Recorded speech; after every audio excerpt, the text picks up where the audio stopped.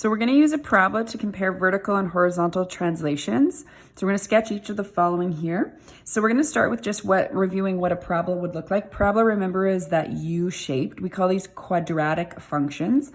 So typically when you first learned to graph a parabola, you would have done a table of values, and we would have chosen -2 through 2 and plotted that. And we would have figured out, we'll start with the 0. 0 squared would have been 0.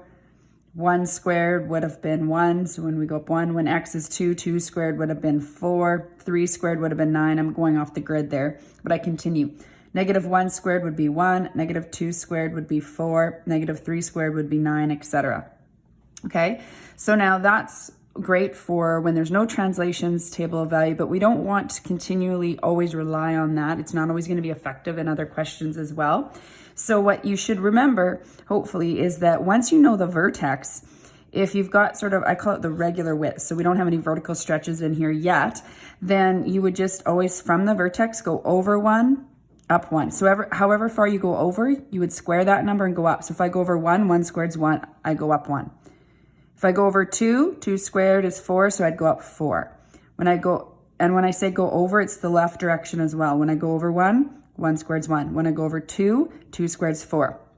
If I go over 3, 3 squared is 9. So that would be up here in both directions. If I went over 4, I'd go up 16, etc.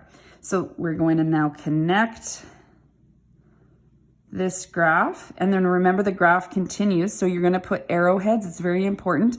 Even if you continue this to the edge of the graph, we still do use arrowheads. I know with graphing software, sometimes they don't show the arrows and it just stops at the graph. So you may sometimes see that in graphing programs, but you would need to put the arrowheads there. Also, make sure anytime you're graphing that you label your X and Y axis. Now this particular axis was labeled with a 1 and a 1 here, so we're good. So you don't need to label beyond that. As long as you've put a scale in to set the scale with your numbers in here, then you're fine.